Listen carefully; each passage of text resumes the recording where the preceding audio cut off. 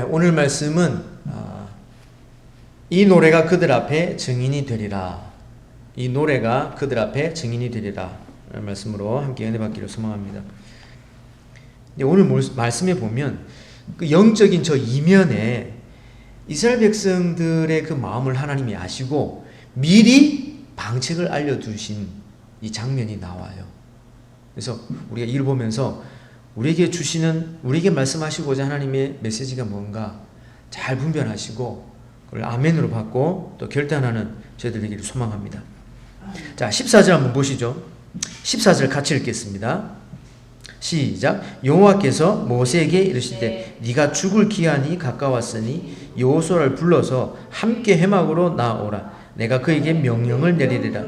모세와 여호수아가 나아가서 회막에 서니 이랬습니다. 자, 하나님이 회막으로 모세와 여호수아를 불러요. 근데 14절에 뭐라고 하냐면 하나님이 모세 니는 죽는다? 이 분위기를 잘 봐야 돼요. 아니 두 사람의 지도자를 부르는데 한 사람은 넌 죽어. 그리고 한 사람은 가나안 땅 들어갈 거야. 아니 그러면은 모세 입장에서 어떻게 했어요? 조금 마음이 안 좋지 않겠어요? 나는 왜 죽어야 되나? 그죠? 내가 하나님 말씀에 순종하고 지금까지 늦은막에 안 한다 했는데 하나님 끝까지 세우고 말해라 해가지고 이렇게 내가 자존심 내려놓고 순종하러 왔는데 이 가나안 땅 약속의 땅 코앞에서 못 간다 그러면 하나님 나 약 올리요? 하나님 이런 식이요? 하나님 이 정도면 그냥 용서하고 난 들어갈 수 있게 하는 게 맞는 거 아니요? 근데 넌 못 가. 와, 모세 입장에서 약 오른 거예요. 정말 안타까운 거예요. 근데 모세는 순종해요. 그러면 하나님이 좀 지혜롭게 어떻게 해요? 모세 따로 부르고 여호수아 따로 부르고 해서 말씀해 주셔야 되는데 아니 같이 불러놓고 너는 못 들어가. 너는 들어가라. 강하고 담대하라. 이러면은 약 올리는 거 아니요. 맞잖아요. 근데 모세는 그게 아니고 순종을 한다니까요. 이게 은혜예요. 이게 지금 삐지고 섭섭하고 할 문제가 아니에요. 지금 이 분위기는 하나님이 강권적으로 회막에 구름 가운데 임재하셔서 마지막으로 할 일을 말씀하시는 거예요. 모세는 거기에 귀를 기울인 거예요. 여러분 우리가 하나님한테 섭섭한 게 좀 있을 수 있어요. 그죠? 우리가 아는 사람에게 부모에게 형제에게 좀 섭섭한 게 있을 수 있어요. 근데 그게 중요한 게 아니라 우리가 마음으로 또 생각으로 집중해야 될 것은 하나님이 뭘 원하시고 하나님이 무슨 말씀을 내게 주시느냐 또 사람들이 그 마음에 원래 원하는 바가 뭐냐 그걸 우리가 귀를 기울여야 되는 것 같아요. 맞죠? 교회 안에서도 우리가 조금 오해가 일어나고 우리가 조금 마음이 좀 상하는 말이 오고 가더라도 본래 저 사람의 의도는 뭘까라는 걸 우리가 귀를 좀 기울여야 돼요. 그러면 우리가 주일날 모여서 은혜 받고 돌아가는데 괜히 마음 상하고 섭섭하고 그런 게 조금 더 줄어들 것 같아요. 모세는 어쨌건 하나님이 마지막으로 부르시는 그 부르심에 순종한 것 같아요. 그래 놓고 23절에 여호수아한테는 강하고 담대하라 내가 너와 함께 할 것이다 이렇게 말씀하시는 거예요. 자, 그 다음에 16절 17절, 18절 이렇게 말씀하시는 게 뭐냐면 니들이 가나안 땅 들어가는데 분명히 이방신을 섬기고 악을 행할 거야. 음란히 우상을 따를 거야. 그때에 내가 너희들과 맺은 언약을 나는 기억하지만 너희들은 잃어버릴 거야.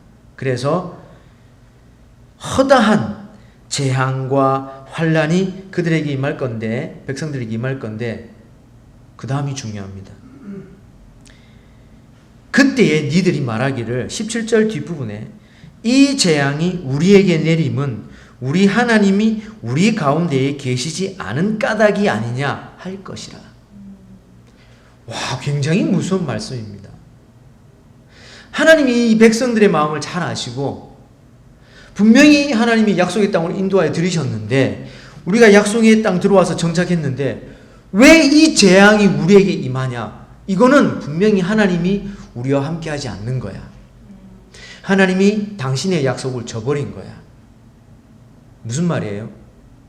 자기들이 말씀을 지키고 순종하는 건 전혀 생각하지 않고 하나님이 우리와 함께하지 않기 때문에 그런 거야. 이건 하나님 책임이야. 무슨 얘기입니다, 이게. 자신의 죄를 뉘우치는 게 아니고 회개하는 게 아니고 이거는 하나님, 전적으로 하나님 핑계 대는 거예요. 그래서요, 이 앞에 보시죠. 이게 아담과 가인에서부터 이런 일이 일어났어요. 악한 사람은요, 절대 회개하지 않습니다. 그리고 핑계하는 말만 합니다.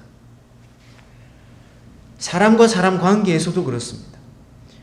이게 그 사람 상대방 입장에서 생각 안 하고 내가 상처받은 것만 생각합니다. 그러니까 그 마음이 부드러운 마음이 아니에요.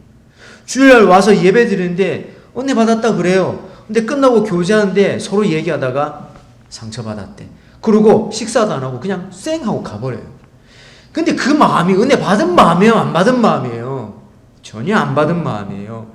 말은 좋은 말씀 들은 거예요. 근데 그 말씀이 마음에 심겨지지 않았다는 거예요. 그러니까 쌩하고 상처받아 또 가버리는 거예요. 그건 굳은 마음이죠. 딱딱한 마음이죠. 자기가 원하는 것만 듣고 좋아하는 것만 듣겠다는 거예요. 요즘에 사람들이 그래요. 좀 쓴소리, 좀 이렇게 지적당하는 말씀 같다 싶으면 그 다음 안 나와요. 인터넷 들어가서 유튜브로 축복의 말씀만 골라서 듣는. 여러분, 구약 성경에 이스라엘 백성들한테 경고한 말씀하고 똑같은 거예요. 그러면 안 돼요. 그건 은혜가 아니에요. 은혜는 아들을 징계하는 아버지처럼 히브리서 말씀 그대로 채찍도 주시고 축복도 주시는 거예요. 왜요? 사랑하니까 그런 거예요. 나하고 상관없으면 그냥 좋은 말만 하는 거예요. 이스라엘 백성들이 그거를 생각을 못한 거예요. 이 재앙과 환란이 왜 우리에게 임하냐? 이건 필히 하나님이 우리와 함께하지 않는 거야. 그러니까 우리의 신을 따로 찾아야 돼. 그래서 우상 숭배하는 거예요. 하나님이 이스라엘 백성들에게 하신 말씀이 이거예요. 에스겔 선지자를 통해서 주신 말씀처럼 내가 너희에게 굳은 마음을 제하고 부드러운 마음을 줄 것이며. 맞죠? 그러니까 그 굳은 마음이 부드럽게 되는 것은 하나님이 주시는 거예요. 혹 우리 주변에 아직 여전히 굳은 마음이 있다? 그건 우리가 기도해야 돼요. 기도하고 하나님이 부드러운 마음을 주시기로 우리가 기도해야 돼요. 그래야만 말씀이 들어갑니다. 그래야만 그 말씀이 열매질 수 있습니다. 자, 19절 한번 보시죠. 18절, 19절 같이 읽겠습니다. 18절, 19절 시작. 또 그들이 돌이켜 다른 신들을 따르는 모든 악행으로 말미암아 내가 그때에 반드시 내 얼굴을 숨기리라. 그러므로 이제 너희는 이 노래를 써서 이스라엘 자손들에게 가르쳐 그들의 입으로 부르게 하여 이 노래로 나를 위하여 이스라엘 자손들에게 증거가 되게 하라. 아멘. 하나님이요, 약속의 땅 들어가기 전에 하나님이 미리 말씀하시는 거예요. 분명히 우상 섬길 건데 그때 내 얼굴을 숨길 거야. 그러니까 이 노래를 써서 가르쳐서 부르게 하라는 거예요. 이 노래가 뭐냐면 32장부터 나옵니다. 32장 거의 대부분이 모세가 노래로 써서 기록한 거예요. 잠깐 볼까요? 32장 1절 봐보세요. 노래를 부르는 거예요. 하늘이여 귀를 기울이라 내가 말하리라 땅은 내 입에 뭐라 그래요? 말을 들을지어다 이러면서 노래로 가르쳐 부르는 거예요. 이게 어디까지 가냐면 43절까지 가요. 굉장히 긴 노래예요. 네, 굉장히 긴 노래예요. 이것을 가르쳐서 부르게 하래요. 이게 뭐예요? 결국은 하나님의 사랑을 말하는 거예요. 이렇게 긴 노래를 기억하고 부르라는 거는 하나님의 사랑을 알려주시는 거예요. 그런데 이 하나님의 사랑을 제대로 모르고 이스라엘 백성들은 우상 섬기는 거예요. 하나님이 뭐라 그러냐면 이렇게 말씀하세요. 우리 앞에 보고 같이 읽겠습니다. 민수기 14장 22절 같이 읽겠습니다. 시작. 내 영광과 애굽과 광야에서 행한 내 이적을 보고서도 이같이 10번이나 나를 시험하고 내 목소리를 청종하지 아니한 그 사람들은 내가 그들의 조상들에게 맹세한 땅을 결단코 보지 못할 것이요 또 나를 멸시하는 사람은 한 사람도 그것을 보지 못하리라. 아멘. 아모스 본문에 또 말씀하셨어요. 같이 읽겠습니다. 5장 25절 시작. 이스라엘 족속아 너희가 40년 동안 광야에서 희생과 소제물을 내가 네게 드렸느냐. 너희가 너희 왕 식굿과 기윤과 너희 우상들과 너희가 너희를 위하여 만든 신들의 별 형상을 지고 가리라. 아멘. 여기서 지고 가리라 하는 이 부분은 붙잡혀서 포로로 끌려간다 그 말이에요. 어디에? 바벨론으로, 아수르로 그렇게 끌려간다 그 말이에요. 여기서 말하는 별 형상이 뭐냐면요, 그 당시에 아수르 제국의 사람들이 섬겼던 토성을 얘기해요. 토성. 식굿과 기운이 뭐냐면 저기 사도행전 7장에 보면 스데반이 순교하기 전에 설교를 하거든요. 거기 뭐냐면 레판이라는 신 이름이 나옵니다. 별 형상의 이름이 레판입니다. 레판. 그리고 또 그 아수르 제국의 몰록, 그다음에 뭐 담무스 있잖아요. 이러한 신들의 이름 중에 하나입니다. 그러니까 식굿과 기윤이 왕의 이름이 식굿이고 그 우상이 기윤인데 거의 같게 쓰여 있어요. 그러니까 뭐 따로 구별도 되지만 이게 같은 의미라고 보시면 돼요. 그러니까 식굿과 기윤이 우상의 이름입니다. 신들의 별 형상, 이거는 토성을 얘기합니다. 이런 형상을 만들어서 섬겼다는 거예요. 중요한 거는 40년 동안, 광야 40년 동안 제대로 마음으로 하나님 앞에 희생과 소제물을 드린 적이 없다고 말씀하십니다. 되게 무서운 얘기예요. 그래서 이스라엘 백성들이 우상을 뭐 만들었어요? 우리가 잘 아는 대로 금송아지 만들었어요. 그죠? 금송아지 만들어서 거기에 제사를 드렸는데 이 말씀 보면 금송아지만 없어졌을 뿐이지 이스라엘 백성들은 다른 우상들을 번갈아 가면서 섬겼다는 거예요. 그 대상만 바꾸어서 계속해서 우상 숭배했다는 거예요. 그러니까 약속의 땅 들어가서도 계속해서 섬길 거야.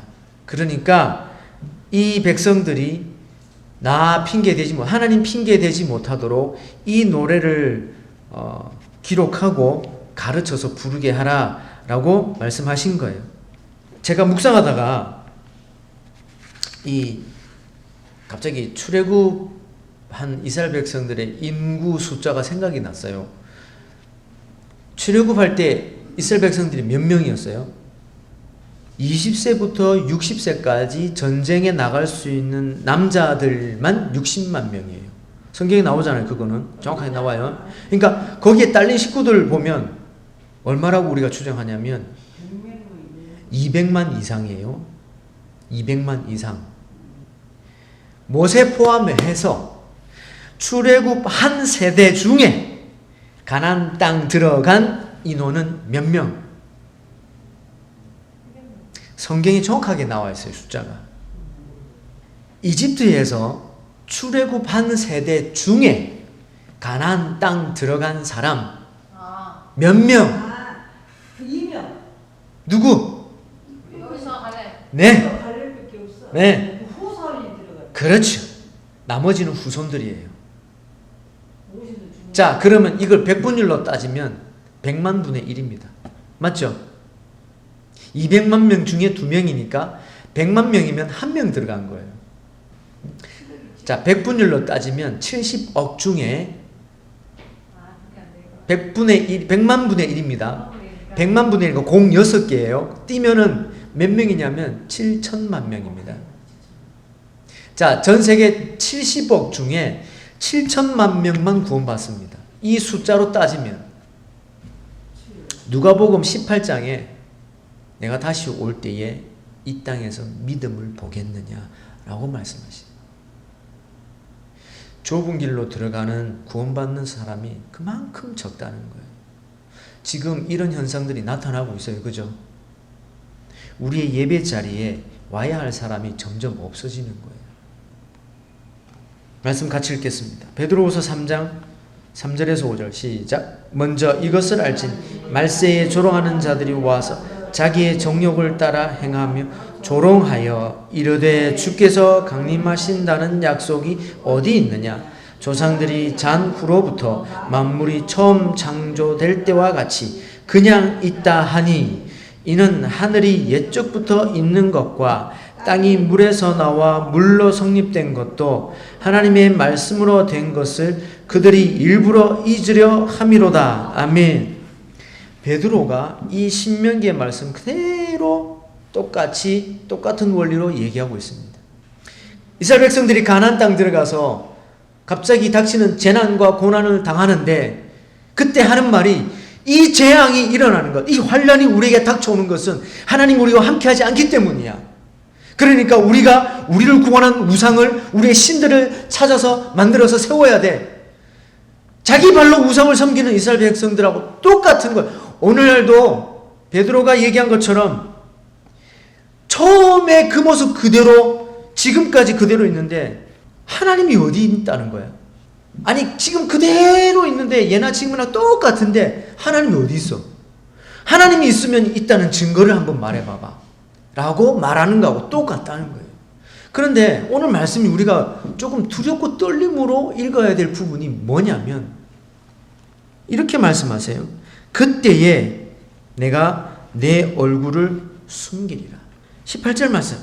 그때에 반드시 내가 내 얼굴을 숨기리라. 아무리 부르짖어도 하나님이 그 얼굴을 돌이키지 않는다는 거예요. 그 말씀하지 않는 상태에서 하나님을 찾으려거든 이 노래를 계속해서 불러라. 이미 선포하신 이 약속의 말씀 속에 메시지 해답이 다 있다는 거예요. 32장을 가만히 읽어보세요. 천지 창조의 그때부터 이스라엘 백성들을 가나안 땅으로 인도하신 것까지 그 역사가 고스란히 담겨져 있습니다. 하나님의 말씀과 구원의 역사가 고스란히 담겨져 있습니다. 이거를 기억하고 계속 불러라 그 말씀을 하시는 거예요.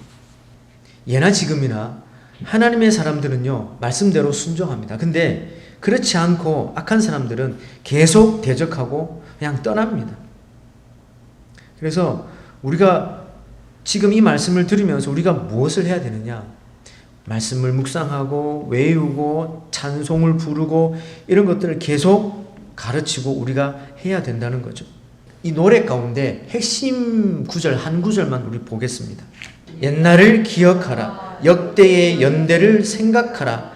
내 아버지에게 물으라. 그가 내게 설명할 것이요. 내 어른들에게 물으라. 그들이 내게 말하리라. 아멘. 이게 노래 가운데 들어있거든요. 잘 보십시오. 옛날을 기억하래요. 옛날에 어땠어요? 네, 하나님이 함께 하셨죠. 불기둥과 구름기둥으로 함께 하셨죠. 홍해를 건넜죠. 만나와 메추라기를 먹었죠. 반석에서 물이 나와서 시원하게 마셨죠. 시내산에서 그 구름 가운데 임재하셔서 하나님이 말씀을 주셨죠. 하나님께 반역했던 고라 조선이 땅이 갈려 삼킴을 당해서 다 죽었죠. 요단 동편에 시온과 옥 왕이 전멸당했죠. 그것들을 보고 기억하라고. 그리고 역대의 연대를 생각하래요. 아담, 그 다음 그 자손 셋이 태어나서부터 에노스를 낳았어요. 그때 하나님은 불렀대요. 에노스 그 후손 쭉 내려오면서 믿음의 아들이 후손이 노아가 태어났죠. 에노스가 죽기 전에 노아하고 한 5, 60년을 같이 살았대요. 그러니까 셋 에노스의 신앙이 노아에게 물려졌어요. 그 다음 노아가 믿음으로 하나님과 동행했죠. 그러면서 후손을 낳았어요. 쭉 내려가면서 하나님이 언약을 맺으신 후손이 누가 나와요? 아브라함 나오죠. 아멘. 노아하고 아브라함하고 잠깐 살았어요. 같이. 그래서 노아의 신앙이 아브라함에게 전달되었어요. 성경에는 안 나오지만 그 아말렉하고 전투할 때에 어디 기록됐다 그러면 야살의 책에 기록됐대요. 이스라엘 백성들하고 이 아말렉하고 싸우는 그 이야기가 야살의 책에 기록됐대요. 여러분, 이 성경이 야살의 책을 추천하고 있는 거예요. 그만큼 야살의 책은 구원을 받을 만한 성경책 이건 아니지만, 그러나 이 역대를 기록한 책이 그 야살의 책이래요. 거기도 역사가 기록됐다는 거예요. 네 아버지에게 물으라. 그가 내게 설명할 것이요. 아버지가 이걸 알고 믿음으로 받고 읽고 계속해서 기억해야 이걸 가르쳐 주겠죠. 아니, 제대로 알지도 못하는데 뭔 말을 하겠어요. 제대로 내가 결단하고 경험한 게 없는데 무슨 살아계신 하나님을 얘기해 줄 수 있겠어요, 자녀들한테. 내 어른들에게 물으라. 그들이 내게 말하리라. 교회 안에 하나님의 살아계심을 경험하고 결단하고 그걸 이겨내고 응답받고 그걸 몸에 체험하고 그걸 어른들이 많이 계셔야 되는데 혼자 살아버리고 떠나가버리고 섬으로 산으로 들어가서 사는데 뭔 후손들에게 말을 해요. 이게 노래라니까요. 이게 옛날을 기억하라, 역대의 연대를 생각하라 이러면서 노래를 불러야 돼요. 그게 기억돼야 되고 그게 가르쳐 줄 수 있어야 돼요. 가나안 땅 들어가서 출애굽한 다음에 광야 세대 그 후손들이 여호수아와 갈렙이 같이 들어가서 이 노래를 계속 부르고 가르치고 여러분, 우리가 결론을 압니다. 이런 하나님의 권명과 이런 사랑에도 불구하고 결국 이스라엘 백성들은 우상을 섬겼어요. 이렇게 하나님이 장치를 만들어 놨는데도 불구하고 여러분, 오늘날도 마찬가지입니다. 예수님이 그렇게 말씀하셨고 이 완결된 이 말씀이 우리에게 주어졌는데도 불구하고 안 믿어요. 우상 섬기고 자기 욕심대로 살아요. 안 가르쳐요. 제가 그 뉴스를 보면서 기사를 읽으면서 정말 무서운 게 뭐냐면 젠더 이데올로기라는 그런 사상이 있습니다. 뭐냐면 지금 초등학교 때부터 학교에서 성교육을 가르치는데 뭐라 그러냐면 네 스스로 남자와 여자를 결정할 수 있어 이렇게 가르칩니다. 이게 무서운 말입니다. 아니, 애가 무슨 지각이 있다고 지가 난 남자야 여자야? 그러면 내가 여자라고 하면 내가 여자가 되는 거예요? 네 여자라고 되고 싶으면 여자 될 수 있어 라고 가르치는 거예요. 남자와 남자, 여자와 여자 괜찮다라고 가르치고 있어요. 그거를 거부하고 그걸 지적하고 뭐라 그러면 혐오한다 그래서 고발당해요. 어떤 엄마가 인터뷰하면서 그랬대요. 너 그렇게 하면 안 돼. 그건 하나님이 싫어하시는 거야. 성경에는 분명히 남자와 여자를 창조하셨고 결정되었어. 너는 내 아들이고 너는 남자야. 너는 하나님이 남자로 창조하셨어. 너는 내 아들이야. 라고 했더니 이 아들이 뭐라 그러냐면 엄마 그렇게 강요하면 엄마 고발을 당할 수 있다. 내가 고발하면 엄마 고발 당하는 거야. 이 엄마가 그때 놀래가지고 자기 아들의 얘기를 듣고 그때부터 하나님 앞에 작전 기도가 들어갔답니다. 중학생들 성교육 하는데 콘돔 사용법을 가르치고 있어요. 그 교육에 성에 대한 책임과 성에 대한 분별은 안 가르쳐요. 콘돔 손에 끼우고 실습을 해요. 윤활제를 바르고 이걸 끼우고 하면 더 삽입이 잘 된다. 그러면서 콘돔 끼우는 방법을 가르쳐요. 이게 정말 희한한 거예요. 우리의 자녀들은 성에 그렇게 관심 없어요. 그런데 억지로 그걸 강요해서 가르친다? 그게 성인권을 유린하는 거예요. 반대로. 맞잖아요. 아이들은 관심 없어요. 애들은 그냥 장난감이고 게임이고 그게 관심 있고 거기에 더 좋아하지. 어느 정도 이제 자라서 중학생 좀 돼서 고등학생 좀 돼서 성에 관심이 있지. 관심도 없는 성교육을 갖다가 콘돔 교육을 애들한테 어린 10대들한테 초등학생들한테 가르치고 애가 혼란스러워가지고 엄마 난 뭐야? 남자야 여자야? 학교에서 선생님이 그러는데 내가 정할 수 있대. 나는 뭘로 정해야 돼?